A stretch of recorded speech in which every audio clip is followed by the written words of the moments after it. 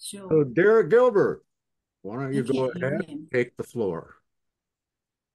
I appreciate it. Thank you, Mike. I'm going to open with a word of prayer, if you don't mind. Father, Absolutely. we thank you for bringing us together over your word, and we just pray for your spirit to guide this gathering. I just ask you to grant us clarity of thought and word. No idea why. Your speaker is not working. I don't, but it doesn't say why. All right, time out. Okay. You got to be The muted. host muted you, which is fine. And Father, we just pray for all these technical issues to work themselves out during the conversation. Lord, we pray for a strong connection, and may I add nothing to your word and take nothing away from it during this Yes. conversation. In Jesus' name, amen. Amen. This was a presentation. This will be a truncated version, a shortened version of a presentation I gave at the Go Therefore conference in Ohio a couple of months ago.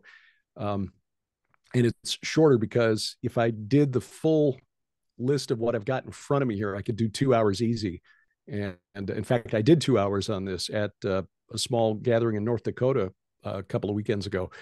But the bottom line here is just to shed some light on the modern state of Israel and how it came to be. I think a lot of us are old enough and wise enough to know that when we get the official story of something, history, news, whatever, the official story is almost always wrong. Sometimes deliberately so, sometimes it's been obscured by other events. The winners write the history books, so on. But because of this, we can become overly cynical, I think, and conspiratorial. And believe me, I do understand the conspiratorial mindset. Sharon and I have been researching conspiracies both in the Bible and out of the Bible for our entire marriage, 26 years.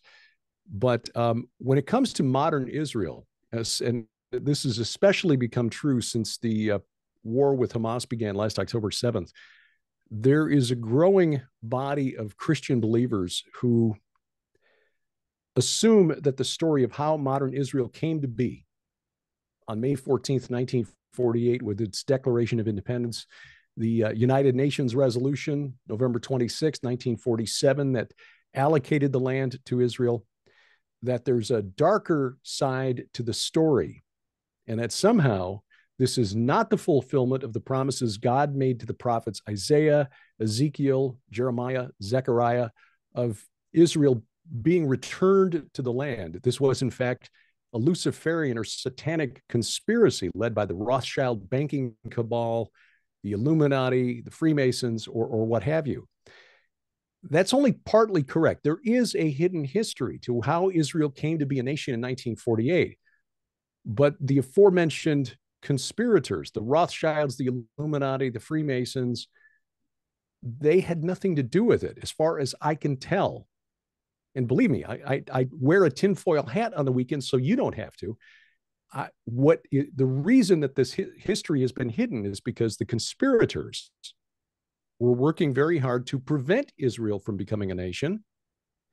And they want their actions kept secret because, quite frankly, in some cases, it was treasonous behavior that they don't want the world to know. A lot of what I will discuss today comes from a book published in 1994, written by a couple of really good investigators. One was the former Department of Justice lawyer, John Loftus, a prosecutor in the Department of Justice, who was tasked with finding Nazis, World War II Germans who had hidden themselves in the United States, to try to find them and then prosecute them for war crimes. And then an investigative journalist from Australia. Their names John Loftus and Mark Ahrens. The book is called The Secret War Against the Jews. And it details how Western intelligence agencies and very powerful forces inside the United States, United Kingdom, France, Germany, Soviet Union tried very hard to prevent the nation of Israel from coming into being, and then worked very hard to destroy it in the years after 1948. And again, I can't go into all of the details here because, again, we'd be here for the next 2 or 3 hours. Why did Israel come to be? What was the cause? what prompted the Zionist movement of the late 19th century? Throughout the 19th century in Europe, United States, and in Russia particularly, there was a rising tide of anti-Semitism. And I'm just going to touch on a few of the major events that convinced Jews who had been living in some cases in these countries for centuries that they had to get out, that they were not safe where they were living, in wherever that was, Germany, Poland, Russia, even the United States. Many of these were people who'd been living in what are predominantly Muslim nations for centuries. In 1805 in Algeria, between 200 and 500 Jews were massacred by their Muslim neighbors. In 1815, the Jewish ghetto in Rome was reestablished by Pope Pius VII. Now, I always thought the Jewish ghettos were a thing created by the Germans during World War II. You've heard about the Jewish ghettos in Warsaw. But no, in Rome, until Napoleon conquered Italy in 1808, there was a ghetto in Rome.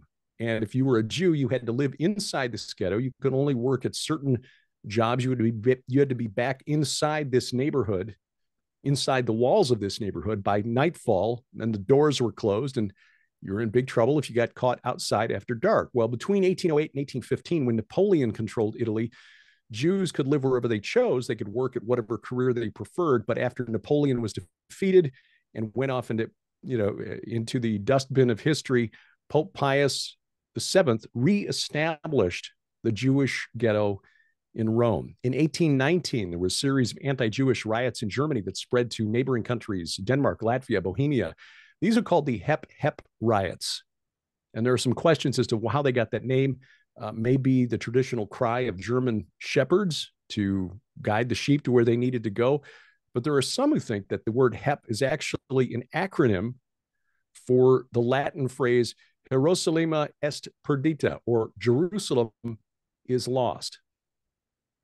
Either way, that word Hep and these riots, the calls of those who are rioting against the Jews, Hep, Hep, is very likely the origin of the cheer, hip, hip, hooray.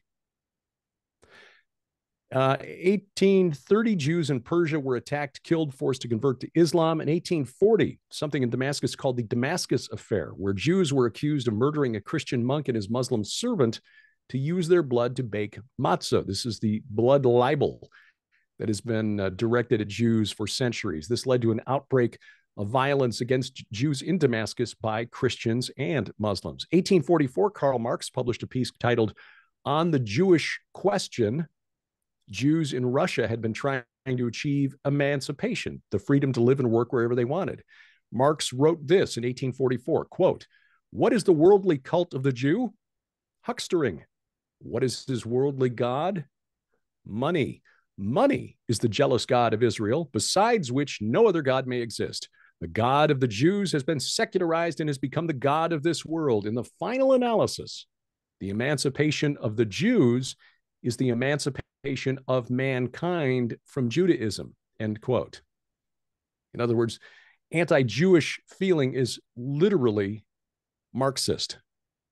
In 1850, Richard Wagner, famous composer, Flight of the Valkyries and other pieces, wrote an essay titled Jewishness in Music, in which he attacked Jews in general and a couple of composers in particular, one of them, Felix Mendelssohn, who was born Jewish, but then baptized, became a Christian, and wrote a wonderful oratorio called Elijah that Sharon listens to over and over again because it's a wonderful way to memorize scripture. Anyway, Wagner's claim was that Jews had infiltrated the music industry, not because they had talent, but because they had control over financial resources. Jewish bankers controlled the music industry in the middle of the 19th century. And interestingly, there are people on social media today making the same claim about the entertainment industry in the 21st century here in the United States. 1862, General Ulysses S. Grant, he issued General Order Number 11, ordering all Jews out of his military district. This is parts of Tennessee, Mississippi, and Kentucky. Grant was upset. His father had approached him with a couple of Jewish merchants from Cincinnati. See, there was an embargo on Southern cotton during the Civil War. And this was affecting the economies, not just in the North, but also in England in particular. Textile industries were really taking a hit because Southern cotton was plentiful and it was relatively cheap until suddenly the North started blockading cotton. But there were guys who were violating the blockade on a regular basis. And because Grant's father knew that Ulysses was a man of influence in an area that grew a lot of cotton, he thought maybe he and a couple of his buddies could make some money. Ulysses got mad at his father, threw him out of his office, threw his friends out of his office, and then threw all the Jews out of his military district.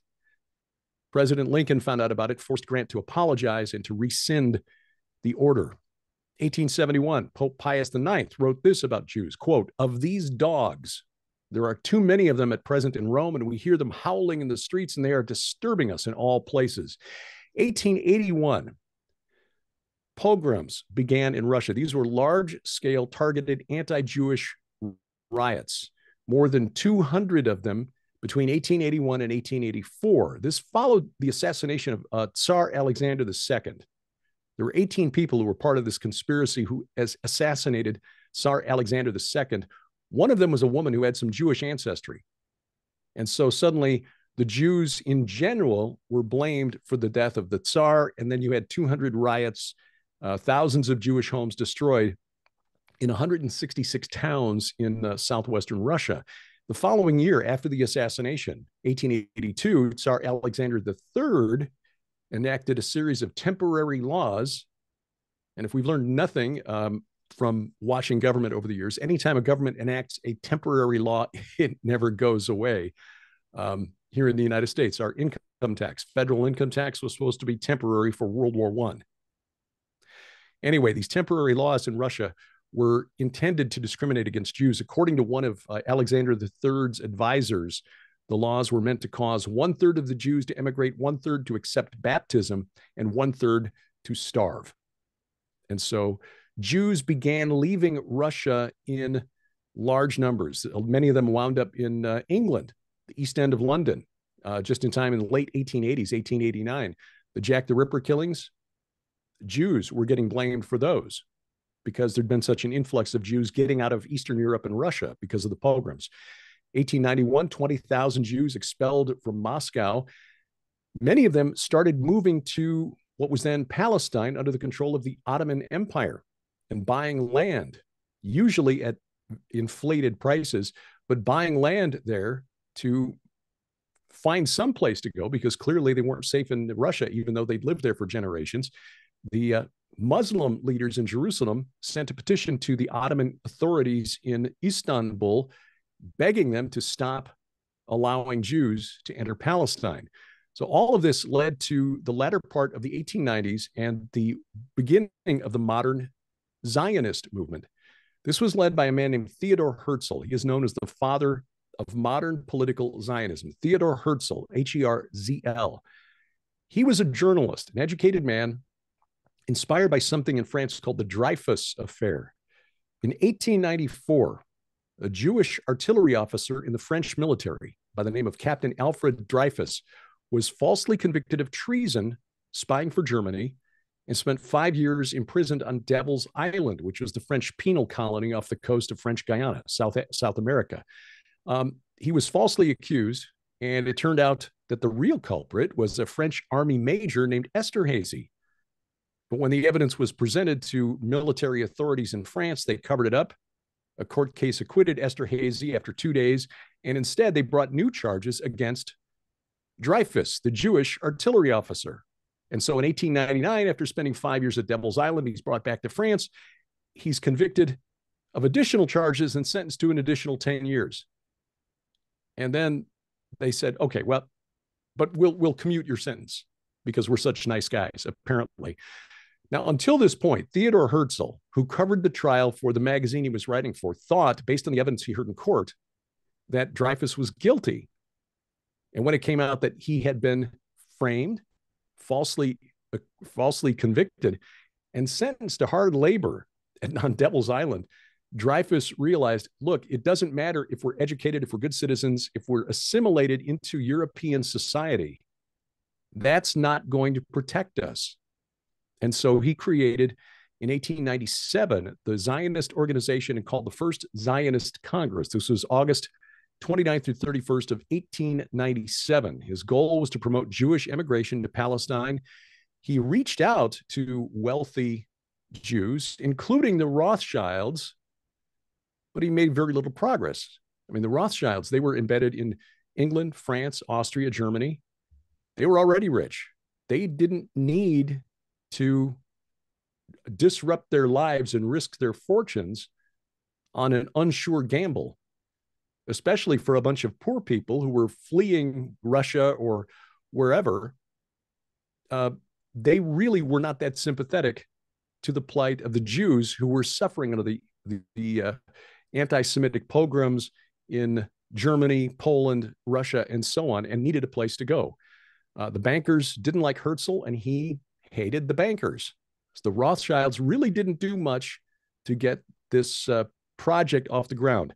Baron Edmund Rothschild of France, he's the only one who really contributed. He funded some of the early settlements, Jewish settlements in Palestine, but he never moved there. Baron Albert Rothschild of the Austrian banking family had nothing at all to do with the Jews of Europe. Baron Walter Rothschild, who received the Balfour Declaration, which I'll talk about in a minute, basically all he did was take it and deliver it to the Jewish community in England. As far as I can tell in my research, none of the wealthy Rothschilds of the 19th or early 20th centuries actually ever moved to Palestine. They just weren't really that involved. Herzl lobbied Pope Pius X for support. The Pope refused. He told Herzl that since the Jews had refused to recognize Jesus, the Roman Catholic Church could not recognize the Jews. And so with his dream unfulfilled, Herzl died in 1904. The World Zionist Organization, however, continues to this day. Now, here's the thing. As we got deeper into the 20th century, especially after about 1915, World War I complicated the situation. The Ottoman Empire had come into World War I on the side of Austria, Hungary, and Germany against England, France, Italy. Japan, interestingly enough, was an ally in this war, and eventually the United States came in later in the war around 1918. But because the Ottomans controlled so much land in the Middle East, Egypt, the Levant, which includes Israel, Mesopotamia, which was eventually broken up into Syria and Iraq, the Brits decided to start courting the Arabs who had been living under Turkish rule for about 400 years. Now, I as a young man, didn't know the difference between Turks and Arabs and Persians, and that got me into some awkward social situations at various times, because those groups really don't like one another all that well. There is some ethnic tension between Arabs, Turks, Persians, and they're different strains of Islam. The Arabs don't like the way the innovations that the Turks, who controlled the caliphate of the Ottoman Empire, had imposed on Sunni Islam, and they all hated the Shias, who were the dominant religion of Iraq and what is now Iran, Persia at the time. So beginning in 1915, the Brits started reaching out to Arab leaders in the Middle East to promise them independence. For example, in 1915 and 1916, the British High Commissioner in Egypt, Lieutenant Colonel Sir Henry McMahon, sent letters, exchanged letters with the Sharif of Mecca, Hussein bin Ali. Sharif Hussein was a direct linear descendant of Muhammad. His direct linear descendant, King Abdullah of Jordan, is the only Hashemite who is still ruling a kingdom. But at the time, he was the Sharif of Mecca, which is the holiest site in Islam. And the Brits reached out to him and said, the United Kingdom will recognize Arab independence in a large region after the war if you will lead the Arabs in rebellion against the Ottoman Empire. So the Arabs wanted an independent state stretching from Aleppo, which is northern Syria, to Aden, which is a port in Yemen. So they wanted everything from Arabia through Jordan, Syria, Iraq, Israel, Lebanon, all of that. They were promised by the Brits would be an Arab state. However, that was never published. And again, this was between the British High Commissioner in in Cairo and the Arab leader in Mecca. 1916, you probably heard of the Sykes-Picot Agreement. That was a secret treaty between the English and the French over how they would divide up Mesopotamia. The French would basically get southeastern Turkey, Syria, and Lebanon. The UK got what is southern Israel and Palestine, Jordan, and southern Iraq. This, again, was secret. It wasn't supposed to get out there, but somehow the Bolsheviks found out about it. And they published it in November of 1917, which made things awkward between the Brits and the Arabs, because the Arabs are at that point were like, hey, you said we were going to be independent. Now you and the French are going to divide up the land. Explain this to us, please. In June of 1917, there was a letter from the French foreign minister, Jules Cambon, to a man named Nahum Sokolov.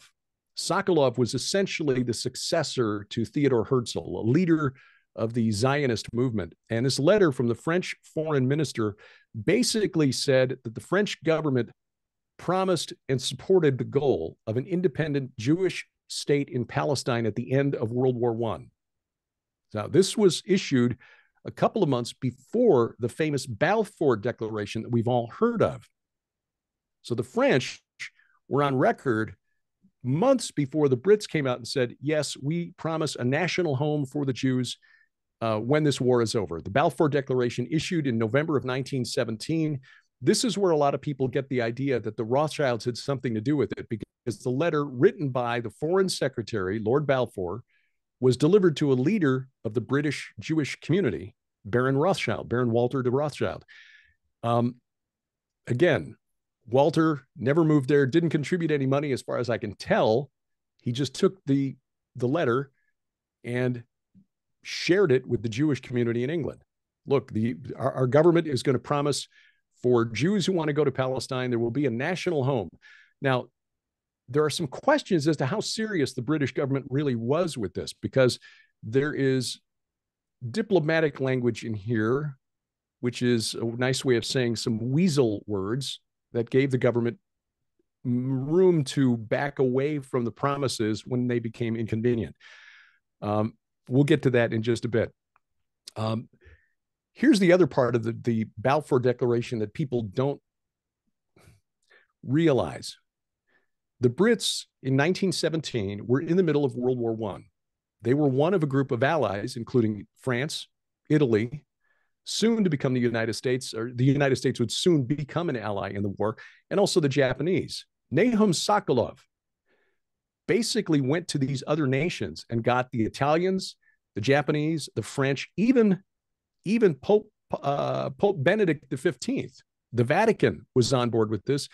And even though the United States was not in the war yet, Woodrow Wilson privately approved of the Balfour Declaration. See, the British couldn't just say, hey, look, the war's not even over yet, and we're going to promise to give you a piece of land that we don't own because it's still held by the Turks. When the Brits, in other words, had to, behind the scenes, negotiate with their partners in France, Italy, Japan, the other allies in World War I, and say, are you guys okay with this, before we deliver this letter to the Zionist movement? And they all signed off on it, which is the point. There was consensus on the part of the allies in World War I, including the United States, and even the Vatican was on board, saying, yes, when this war is over, we will find a national home for the Jews in Palestine. There are a number of other letters that went back and forth, like the 1918 Hogarth message, which was an explanation to Sharif Hussein in Mecca. Hey, what does this Balfour Declaration mean for us, the Arabs? You remember back in 1915, you promised us an independent homeland. So the Brits had to basically promise, we support Arab independence, we support the return of the Jews to Palestine at the same time. In other words, they were trying to make everybody happy, which, as we have learned, when it comes to the Arab-Israeli conflict, trying to make everybody happy makes nobody happy.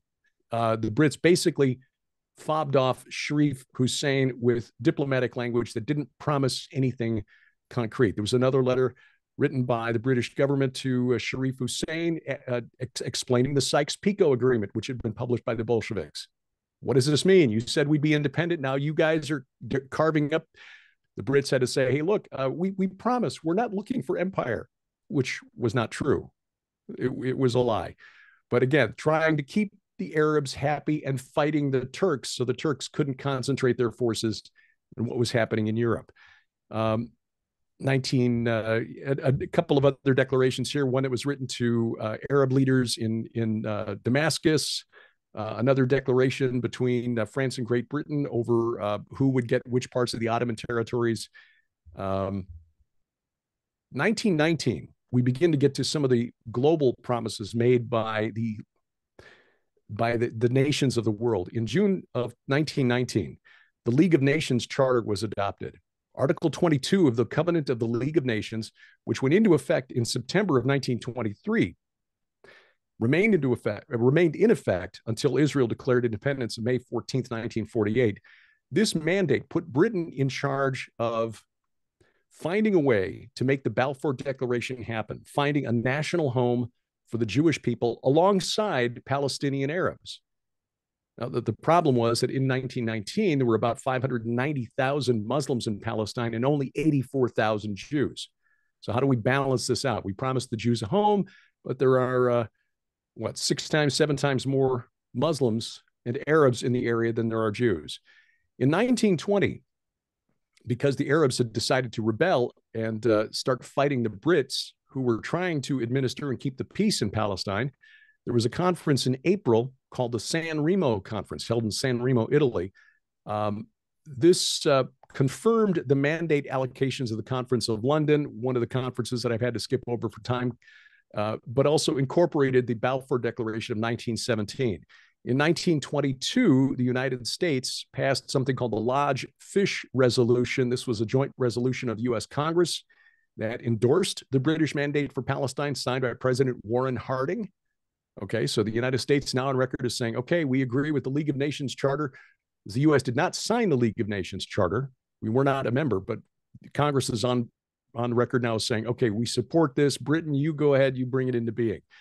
Well, again, as the 20s and 30s went on, violence began to ramp up as the Arabs there, and I'll tell you more about why they got more violent, started committing acts of terror against Jewish settlements. The Brits began to walk back their decision to give the Zionist movement land in Palestine. The land that they've been promised by the League of Nations Charter was essentially what Israel controls today. Everything west of the Jordan River, from the river to the sea, all of that was promised by the League of Nations to Israel in the League of Nations Charter in 1922 when it went into effect. So in 1936, there was a Palestine Royal Commission called in England, or the Peel Commission. Arabs had made their opposition to giving any land to the Jews very clear. The Arab Higher Committee, which was a group who led the Arab community in Palestine at the time, they demanded cessation of all, put a stop to all Jewish immigration and land purchases. And they said that creating a Jewish state was basically a betrayal. It was England, Britain, going back on the word that it had given to Sharif Hussein back in 1915 of an independent Arab state. The Zionists weren't happy about the new plan come up by this Peel Commission because they were promised less land. They were carving out areas inside, west of the Jordan River that had been promised to the Jews. And the delegates wanted to reject the plan, but others said, yeah, let's take what we can get. We can work on finalizing the borders once we finally get that homeland approved by the community of nations. There were factions within the Zionists and the Arabs. You had the Zionists who were fighting with one another, give us all or give us nothing. Others who were a little more pragmatic said, look, even if they wanted to take, for example, what later came to be called the West Bank and give that to Arabs, we'll deal with it later. Just let's get a country first, and then we'll fix the borders later.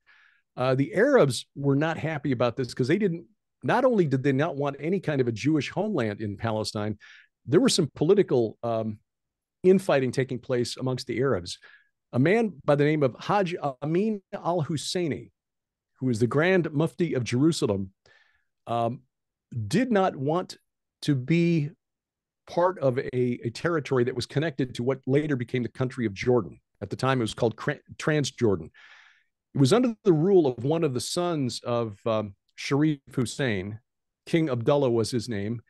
And Amin al-Husseini did not want to be a subject of King Abdullah. He wanted to be essentially the king of Jerusalem. And so he didn't like this partition plan either. He just wanted no Jewish state. He wanted an independent Palestinian state. And this guy, Hajj Amin al-Husseini, is essentially the one who really started propagating the idea that Palestinians needed their own separate homeland. Let the Jordanians, and at the time, and really until the 1960s, there was no distinguishing between Jordanian and a Palestinian. They were all Arabs, various tribes, various clans, whatever, but they were all Arabs. But he wanted a separate part for himself. His biographer described him as an authoritarian who did not tolerate opposition. Well, he caused a revolt in 1936 against the British authorities. They started attacking the British police and troops who were there trying to keep the peace. And because of this, he had to flee the country. What's really interesting is that the commission called by the Brits to find out why the Arabs were so angry found that, and I quote now from their report, though the Arabs have benefited by the development of the country owing to Jewish immigration, this has had no conciliatory effect. On the contrary, improvement in the economic situation in Palestine has meant the deterioration of the political situation, end quote. In other words, as Jews moved to the country and began making the land productive, because essentially it was a wasteland until Jews began moving there in force in the late 19th century and started clearing draining the swamps and practicing good irrigation techniques. The land in what is now Israel had really been overgrazed by Arabs for almost 2,000 years, and there was very little topsoil left. So it really took a lot of work to make this land productive.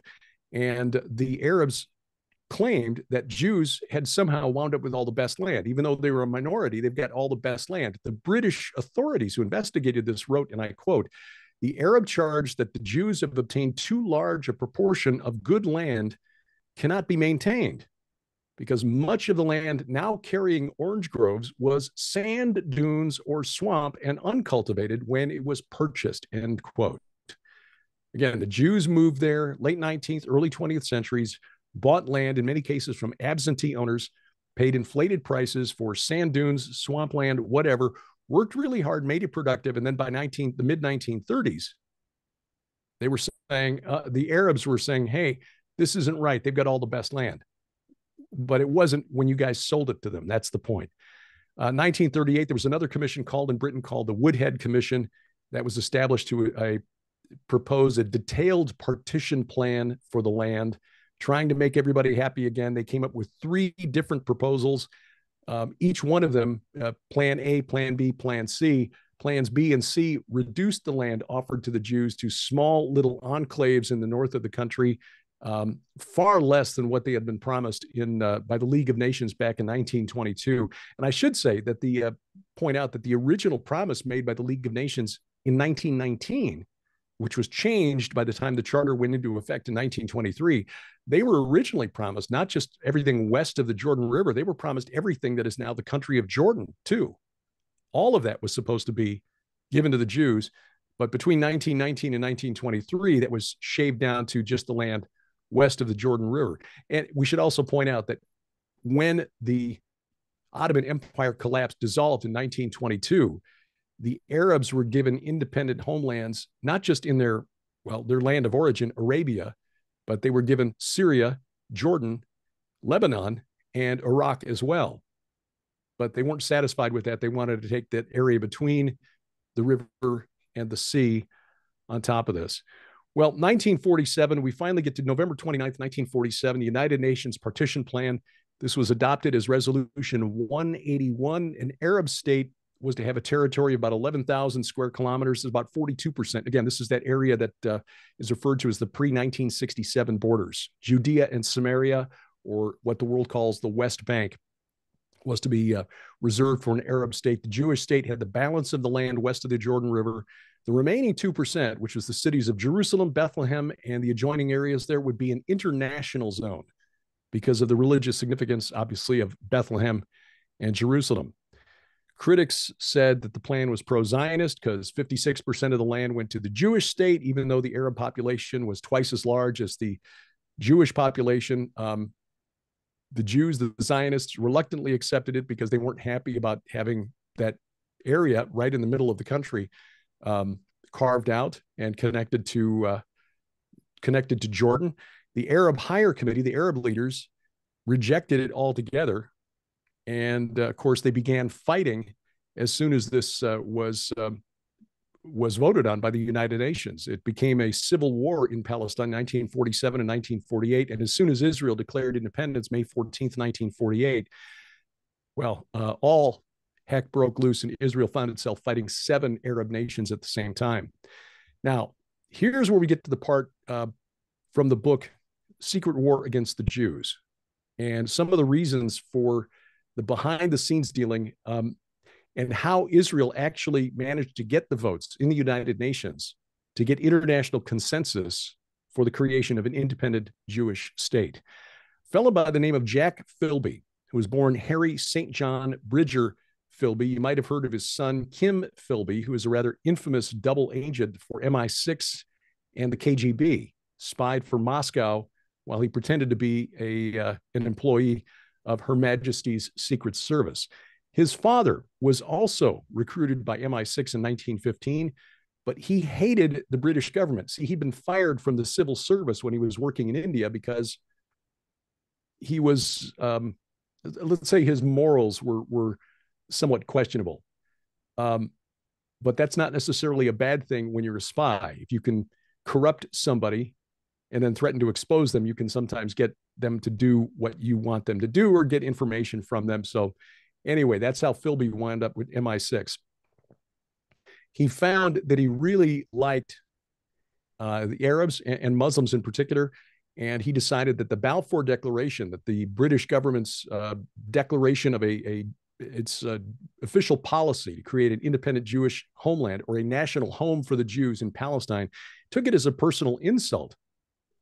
And he realized that his Arab friends were being played by the British government, which in fact they were. They were being used as pawns to open another front in World War I against the Ottomans, who were allies of the Germans and the Austrians and Hungarians in World War I. So Philby, who was no friend of Jews, and apparently this is not uncommon, or at least it wasn't then in among the British upper classes, he decided to do something about this on his own. He was sent by MI6 on a mission to a chieftain, an Arab chieftain named Ibn Saud, from whom we get the name Saudi Arabia. Saudi is not an ethnicity, that's the family name. It would be like calling the United States Trumpy America. That's where the name came from. He went to Ibn Saud in 1917 because Ibn Saud was leading his tribe against Sharif Hussein, who was officially a friend of the British government. The Brits were working through Sharif Hussein to try to hurt the Ottomans in World War I. And so Philby went to Ibn Saud to try to get him to lay off.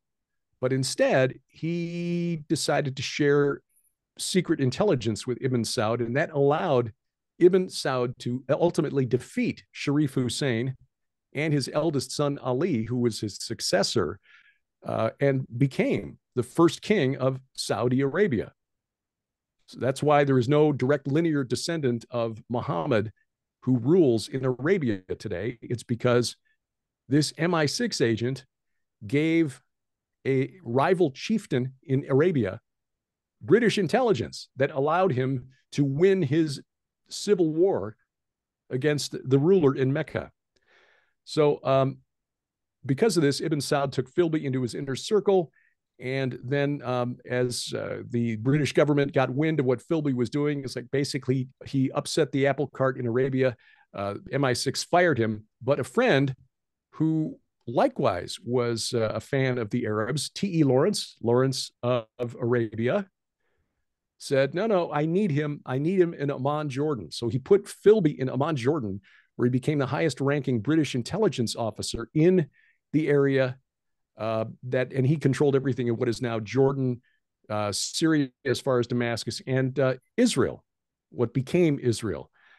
So Philby began stirring up Christians and Muslims in Palestine against Jewish settlers. He didn't like the Jews. He was offended that his government was backing the Jews or an independent home, a national home, at the expense, he felt, of the Arabs of the region. So he began organizing the Arabs in the region into terror units and supplying them with British weapons. This began in the mid 1920s, actually by 1922. And this began to affect foreign policy back in London because the Foreign Office saw, hey, wait, the Arabs aren't happy here. Maybe we need to change our policies. What can we do to make them happy? Well, you could fire Jack Philby in Jordan there because he was leading the Arabs to commit acts of terror against Jewish settlements in Palestine. And so the land promised to the Jews began to shrink. The Golan Heights was given to Syria. The Transjordan, now the country of Jordan, was closed to Jewish settlements. No, we're not letting any Jews east of the Jordan River. In 1923, Philby helped to set up the Arab Legion, which became the national army of the country of Jordan. It was armed, trained, and led by the British. Now, in 1924, Philby finally left Jordan and went back to his old buddy Ibn Saud, who had by that time taken Mecca. And because Ibn Saud was now essentially the king of Arabia, he had a little more in the way of gifts that he could use to reward his friend for his assistance in overcoming and defeating his enemy, Sharif Hussein, and then Sharif Ali. And after 1925, Philby began working essentially as a double agent for the Brits, MI6, and for the Arabs. And in 1929, Philby converted to Islam. Now, bear in mind, he was 45 years old at this time, and converting to Islam required circumcision. Apparently, Ibn Saud promised Philby that if he got circumcised and became a Muslim, he could have 4 wives. And so that convinced Philby that that was the thing to do. It was about this time, 1929, that Philby visited Jerusalem and became friends with this Hajj Amin al-Husseini, the Grand Mufti of Jerusalem, the one who in the 30s stirred up the Arab rebellion against the Brits. Because of that, in 1937, Hajj Amin al-Husseini had to flee Palestine because the Brits were hunting for him. They wanted to arrest him and put an end to this Arab revolt. He wound up in Germany, where he became friends with Adolf Hitler. He began broadcasting in Arabic Nazi propaganda back to Palestine and telling the Arabs there to rise up and throw off the Jews, etc. To give you an idea of how valuable he was considered by the Nazi government in the late 1930s, al-Husseini was being paid 50,000 German marks a month at a time that German field marshals were making 25,000 marks a year. This is who the Germans were using to try to stir things up against the Jewish settlements in Palestine. And again, the Arabs who were committing acts of terror against the Jewish settlements in Palestine had been organized by a rogue MI6 agent. And then they discovered oil, which complicated the situation. In the early 1930s, Bahrain, Kuwait found oil. Philby talked Ibn Saud into searching for oil. And this became the seeds of a company which is now called Saudi Aramco. Aramco stands for Arabian American Oil Company. See, even though Philby was a Brit, he really hated the Brits, and he put it to British Petroleum and managed to get Texaco and Standard of California in on the deal. And Aramco, last time I checked, which is just about a month ago, now has a net stock value of about $1.8 trillion. And it began because of this rogue MI6 agent, Jack Philby, and his buddy, Ibn Saud, the first king of Saudi Arabia. So because Philby hated his own country, he got Standard Oil of California in there, Mobil. Standard Oil of New Jersey also got in on the deal. Standard Oil of New Jersey, that's the Rockefellers. More about Nelson Rockefeller in just a bit. During World War II, and this was not really hard to sell the executives of these oil companies on, because it turns out that a number of executives for Texaco and Standard of New Jersey, again, the Rockefellers company, were supporters of fascism. So after Hitler came to power and we weren't supposed to be selling them oil, which Germany really needed because Germany doesn't have any oil. The American oil companies were just selling it to Francisco Franco in Spain, and he was turning around and selling it on to Germany. So Philby's deception of his government, of the American government, it came to light before the end of World War II, but it really didn't help European Jews by that point. At the Bermuda Conference in 1943, which is a conference of British and American officials held in April of 1943, both the United States and United Kingdom knew that the Holocaust was in full swing, but neither country wanted to do anything about it. The British Foreign Office and the US State Department were both afraid that the Third Reich would be willing, in fact, eager to send the Jews out of their country. Here, we don't want them, you take them, but the Brits and the Americans, the Canadians, we did not want them. And so nothing was to be done about the gas chambers. And so millions of Jews fell victim to the final solution. The bottom line here, and here's the other thing too, the involvement of American oil companies making lots and lots of money with the Arabs influenced government policy from the 1940s through the present day, quite frankly, because bottom line is this: the Arabs have a lot of oil and the Jews do not. And that was a very important consideration for many in the US and the UK. On the United States side of the equation, two brothers whose name you may be familiar with, especially if you ever fly into Washington, D.C., Allen and John Foster Dulles. Allen Dulles was a spy. He was a lawyer, but he became spy, later headed the CIA under Dwight Eisenhower. He met Jack Philby in 1921 when Dulles was stationed in Istanbul, and Philby recruited Dulles as his American partner to try to influence American foreign policy against allowing the creation of a Jewish state in Palestine. And then later, because they became friends, to help American oil companies develop Arab oil wealth. So with Dulles's help and American oil money, Philby ensured the survival of the Kingdom of Saudi Arabia, King Ibn Saud, and basically the partnerships with American oil companies helped to keep, the Brits out of Arabia, but also to finance the rise of Hitler's Germany. Dulles headed up the State Department's Middle East division in the mid-1920s. He, through his connections made with his law firm, Sullivan and Cromwell, where his brother John Foster Dulles also worked, Allen Dulles created an interlocking financial networks of Nazi corporations, American oil men, and Saudi Arabia. Dulles led a team of U.S. and British investors that funded the early Nazi party and did business with the Third Reich all throughout World War II.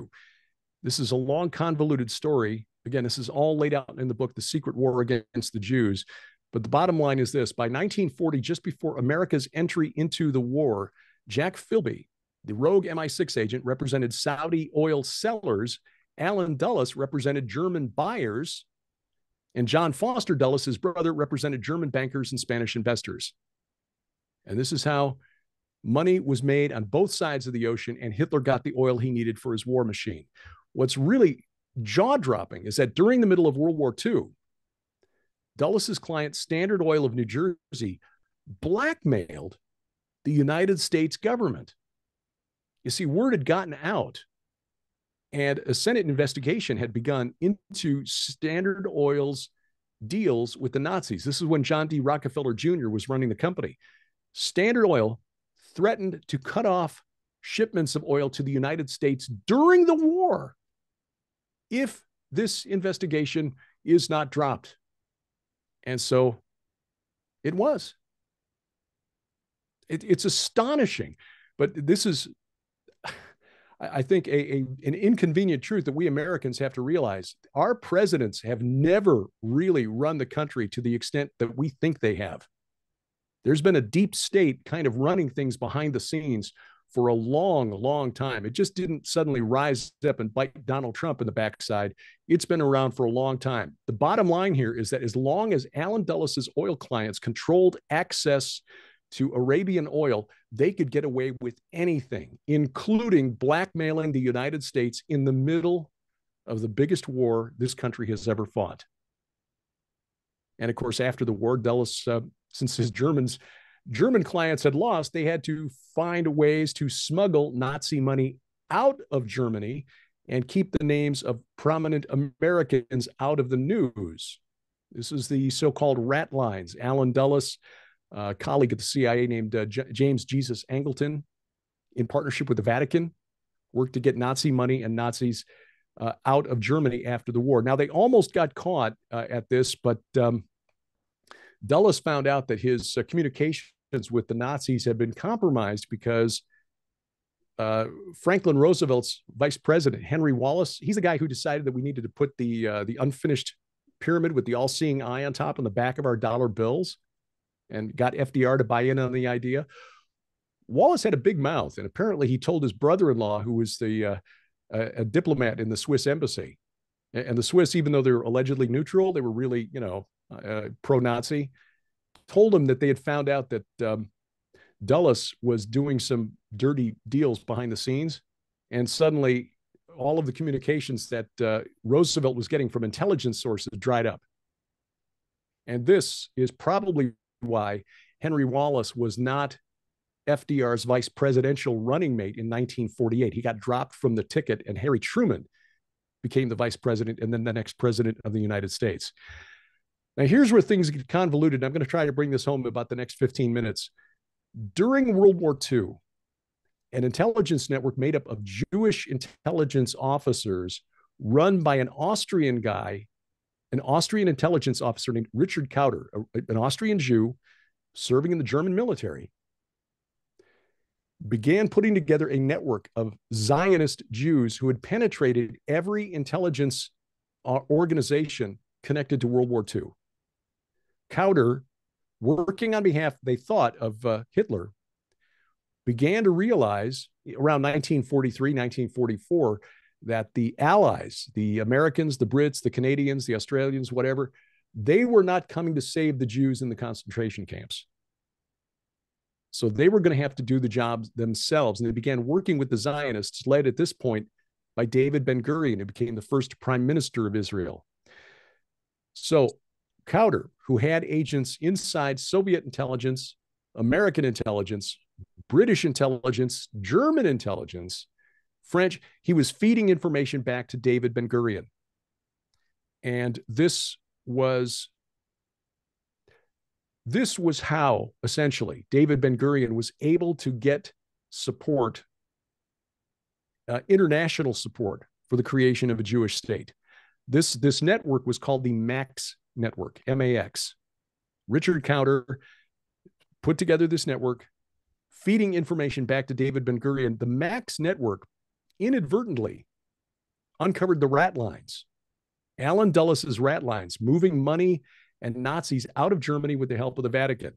So rather than expose Dulles, Ben-Gurion sent agents to Washington, explained to Allen Dulles what information Ben-Gurion had on him, and said, look, if you want to continue moving Nazi money across Switzerland to the Vatican, the MAX network, our intelligence agents, will do it for you for a price.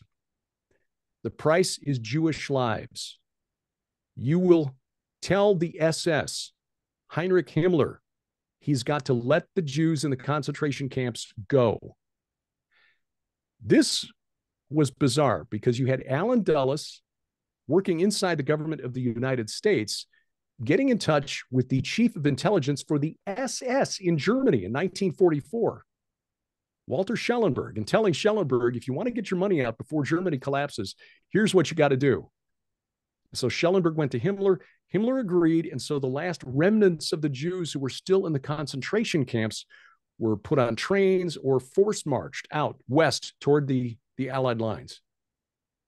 Now, many of them died on the way because they were so weak, underfed, starving, but some of them lived.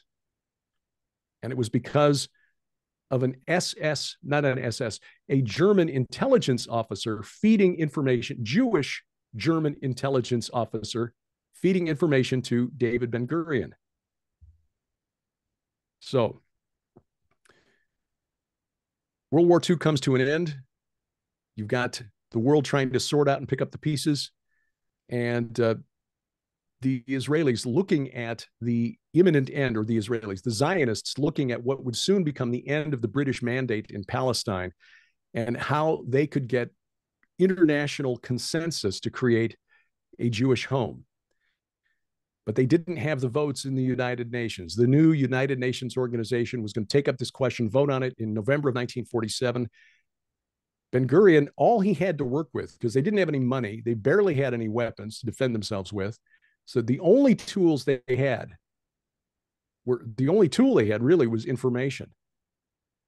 So with information that Ben-Gurion had received from Richard Kauder,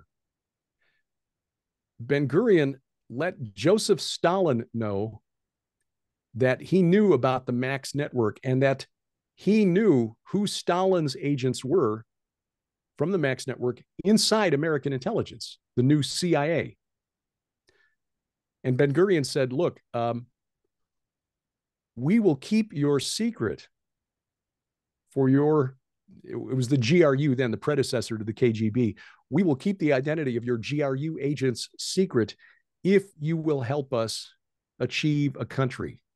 We will remain silent about Soviet spies inside the United States if you will reverse your position on the upcoming vote, not just for the Soviet Union, but all of the other nations controlled by the Soviets. Now, Stalin, this was a bitter pill for him to swallow because Stalin really, really hated Jews. I've read that there's a joke told by Soviet Jews or Russian Jews that 1,000 years from now, Adolf Hitler will be remembered as a petty tyrant who lived at the time of Joseph Stalin.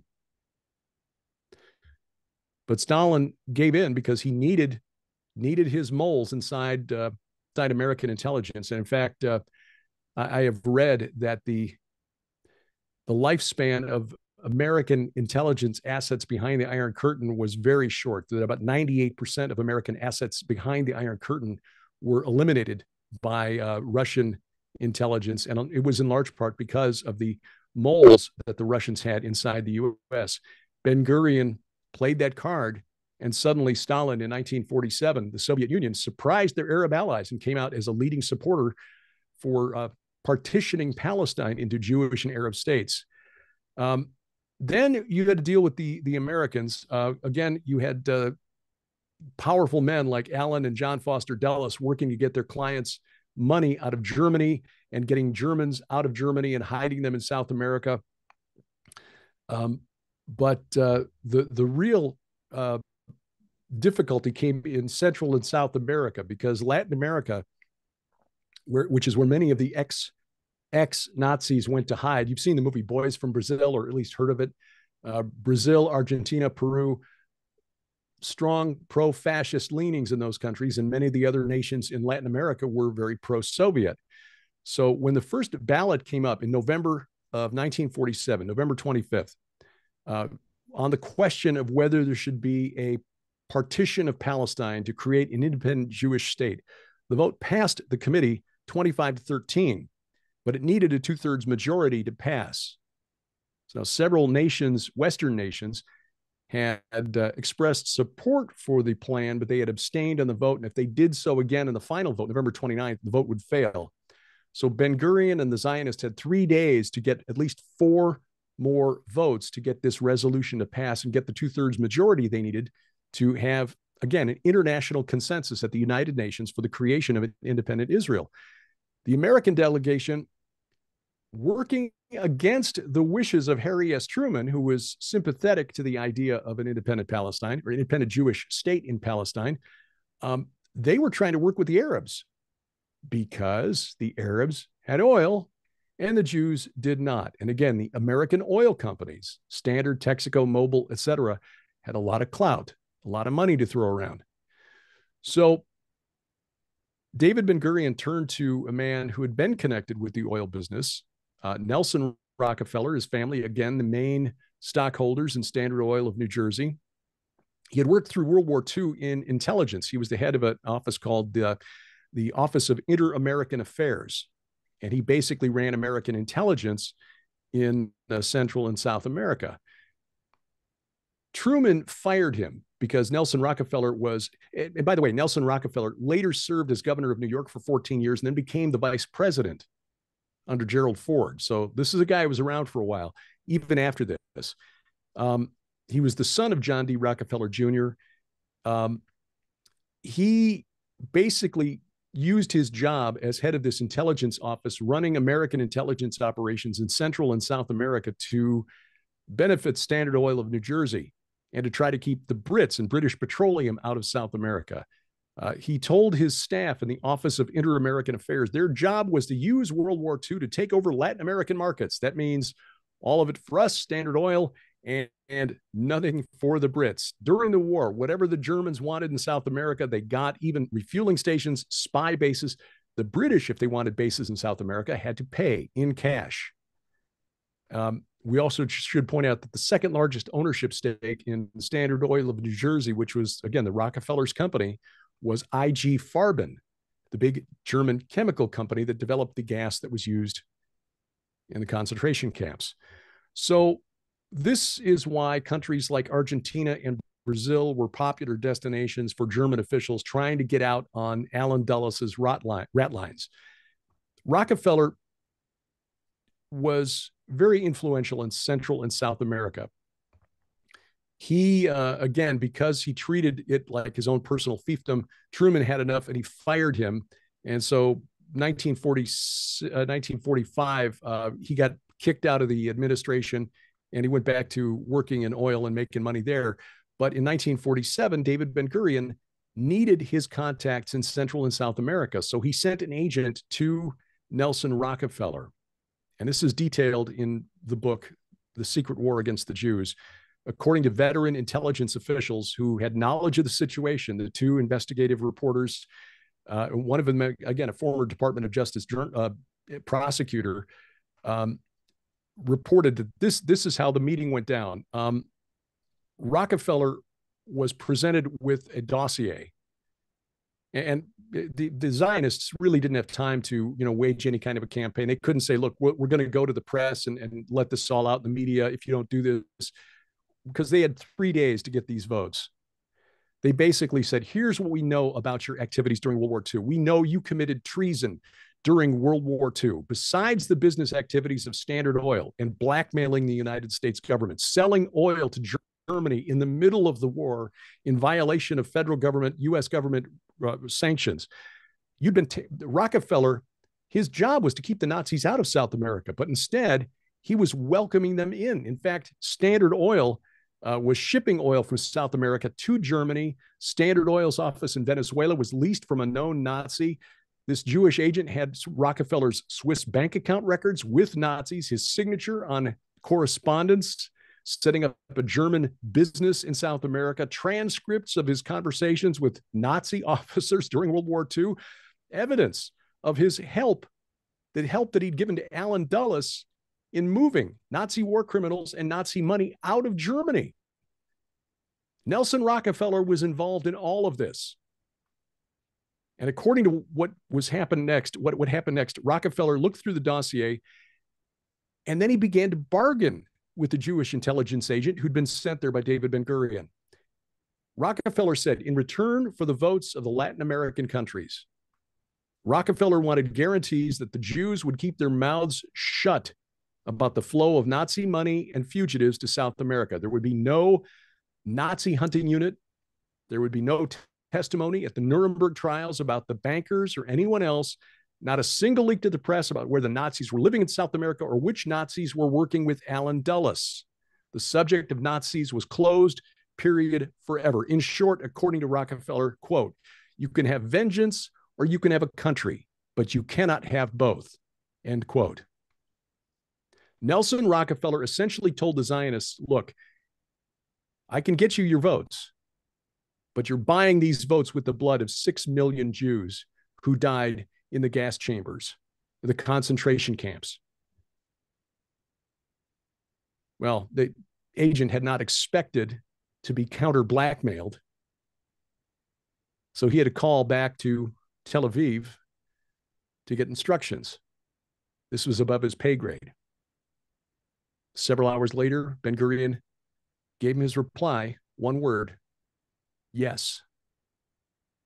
Now, the promise, according to Ben-Gurion, was conditional upon Rockefeller delivering the votes. You don't get me these votes, this information goes public. Rockefeller said, don't worry. In 3 days, he called every businessman, every intelligence officer, every politician who owed him favors, and the results were startling. Brazil and Haiti changed from no on Wednesday, November 26th, to a yes vote on the final UN vote on Saturday, the 29th. Nicaragua, Bolivia, Ecuador switched from abstaining to suddenly voting in favor of Israel. Argentina, Colombia, El Salvador had voted against Israel on Wednesday, abstained in the final vote on Saturday. So, to the amazement of the Arab world, on November 29th, 1947, the UN General Assembly adopted a resolution recommending the partition of Palestine, 33 votes to 13 with 10 abstentions, majority of 72%. The only no vote in the Western Hemisphere was Cuba. Every single member of Nelson Rockefeller's Latin American bloc either voted for Israel or abstained. The vote could not have been won without Nelson Rockefeller's help, but he had to be blackmailed into it by David Ben-Gurion. And the information was only given to Ben-Gurion because a German Jew, an Austrian Jew serving in the German military, Richard Kauder, had realized in the middle of the war that if we Jews are going to survive as a people, we're going to have to do it ourselves. And the information went to Ben-Gurion that allowed him to blackmail Stalin, save a few Jews by blackmailing Allen Dulles, and then blackmailing Nelson Rockefeller. Rockefeller and Dulles, both with this information, could have been and should have been probably prosecuted for treason for their actions during World War II. But this was used to get the votes for an international consensus in the United Nations to create an independent Jewish state. Now, how do we process this?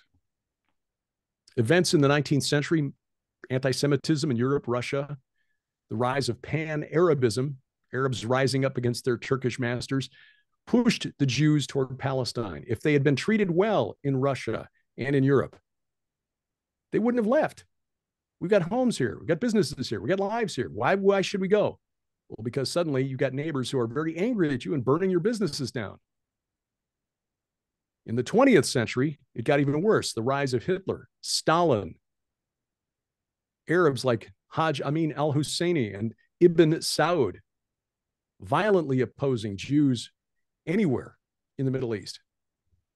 But it became clear that if they were going to protect themselves, especially with the rise of Hitler and Stalin and the concentration camps, that they had to protect themselves. There would have been an Israel at some point had it not been for Hitler and Stalin. If they had not risen up, had they not done what they had done, maybe the restoration of Israel in the land wouldn't have happened in 1947, 1948, the official Declaration of Independence. But it would have happened at some point. God promised it through the prophets in the Old Testament, and it happened. And God has always used flawed and failing men and women to achieve his ends. This idea that because Israel is not perfect, it's a state that is not Christian, 2% Christian, although I would add it's the only place in the Middle East where Christians are growing. The population of Christians is growing. That is not true anywhere else in the Middle East. Abraham, for example, was used by God despite his lack of faith, which led to the birth of Ishmael and the Arabs. David had a man killed to cover up his adultery. Peter, the coward, had seen Jesus walk across the Sea of Galilee and then denied that he knew Jesus on the night that he was betrayed. Paul, who led hit squads to assassinate Christians on behalf of the Sanhedrin. And even pagans, polytheists like Nebuchadnezzar. God called Nebuchadnezzar my servant through the prophet Jeremiah. Cyrus the Great, the king of Persia, he thought that he was returning the Jews to Jerusalem. Not exactly what he thought he was doing, actually. That's the way it reads in the Bible, but historians have looked at his decrees and found that when he conquered Babylon. Just before he took the city of Babylon, the last king of Babylon, Nabonidus, had moved all of the idols representing all the gods of Mesopotamia into Babylon to get their protection. Didn't work, but after he was defeated and Cyrus came to power, all the cities of Babylon or Babylonia thought that they were without protection, divine protection. Our God is in Babylon. Cyrus sent all of the idols back to their home cities. In his mind, he was just sending Yahweh back to Jerusalem. But it doesn't change the fact that God revealed this to Isaiah almost 2 centuries before it happened. God is not yet done with Israel. In Romans chapter 11, Paul makes this clear, beginning at verse 1. I ask then, has God rejected his people? By no means. For I myself am an Israelite, a descendant of Abraham, a member of the tribe of Benjamin. God has not rejected his people whom he foreknew. Do you not know what the scripture says of Elijah, how he appeals to God against Israel? Lord, they have killed your prophets. They have demolished your altars, and I alone am left, and they seek my life. But what is God's reply to him? I have kept for myself 7,000 men who have not bowed the knee to Baal. So too at the present time, there is a remnant chosen by grace. Bear in mind, Paul wrote this to the church at Rome about 20 years after Pentecost, which most of us would agree was the day that the church began. 20 years later, Paul's saying, has God rejected his people? By no means. We see prophecies of their role in the end times. Zechariah 12, verses 1 through 10. I won't go into that now, but there is a day coming in Zechariah 12 where on that day, the day of the Lord, which is the final battle, it leads to Armageddon in our view, where God reveals through Zechariah, and I'll quote this, I will pour out on the house of David and the inhabitants of Jerusalem a spirit of grace and pleas for mercy, so that when they look on me, this is God speaking again, when they look on me, on him whom they have pierced, they will mourn as one mourns for an only child and weep bitterly over him as one weeps for a firstborn. I'll just close with this. Jesus warned us to beware in Matthew 24, to beware of false prophets and false Christs in the last days. In fact, the Apostle John wrote that many antichrists had already gone out into the world. We're warned in the New Testament to beware of doctrines of demons. So these are things to be watching for, doctrines of demons, antichrists in the world, false Christ, false prophets, but not a single word about a false Israel. God promised that Israel would be restored. It is back in the land. Is it righteous? Is it following the Messiah as we understand it, Yeshua HaMashiach? No. But Zechariah 12 and Zechariah 13 verse 1 suggest that that will happen on that day. So this talk that this is not the real Israel, they're not the real Jews, there is no basis for it. If this wasn't the real Israel, Satan wouldn't be spending so much time stirring up the world against Israel right now. And we pray for the peace of Jerusalem and pray that this situation gets resolved sooner rather than later and give us more time to spread the good news with our brothers in Israel. Amen, Derek.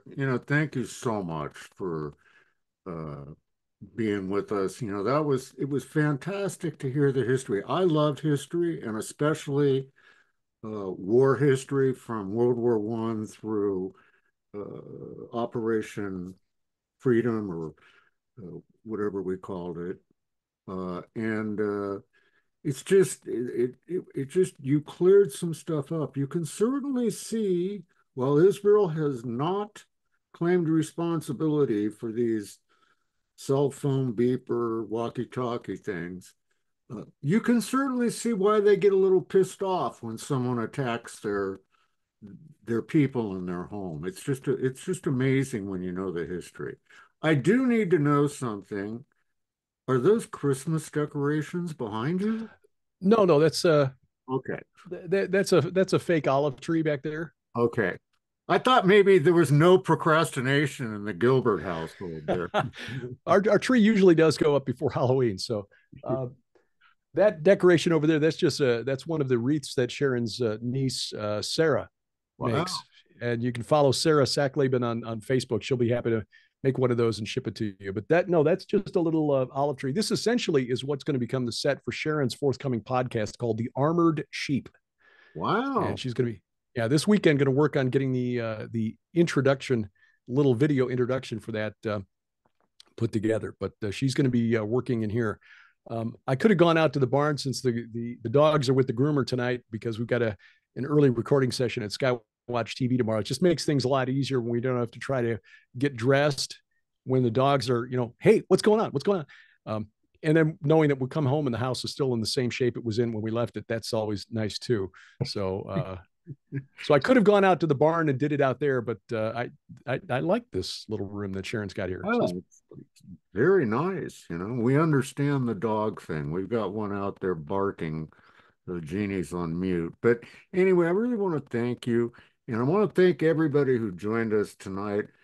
And especially want to thank you for playing nice and keeping muted during this. I feel like sending Zoom an email saying, hey, we don't need your AI stuff taking care of us. We police our own. So you guys all did great. And please pray about it and consider becoming a patron and just, helping us out each month with something. If you went to a brick and mortar church, you'd be throwing more than $10 a week into the basket.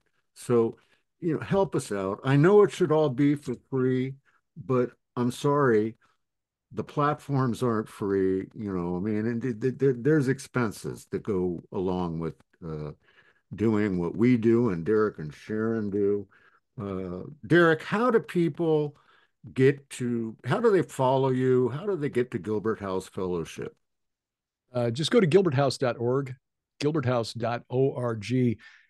We are going to take this presentation that I just gave, by the way, and working with a couple of friends of ours, turn this into what we call a talkumentary. And so we'll be putting maps and images and people so you can see the players involved in the maps and how the promises made to the Jews, the Zionists, changed from 1919 to 1947. The amount of land promised was reduced again, just to make it a little more visual, so you can kind of see what was going on there, see some of the players involved, and hopefully we'll be able to get this out within a few months. I just really feel strongly, and I can't recommend the book, by the way, The Secret War Against the Jews, highly enough. John Loftus and Mark Ahrens, the authors there. It's been out for 30 years, but it's not history that most of us have ever been taught. Even though it was a New York Times bestseller at the time, I had never heard this stuff until I caught references to it on a podcast years ago, finally read it this summer after it became obvious that this anti-Israel sentiment was growing amongst Christians.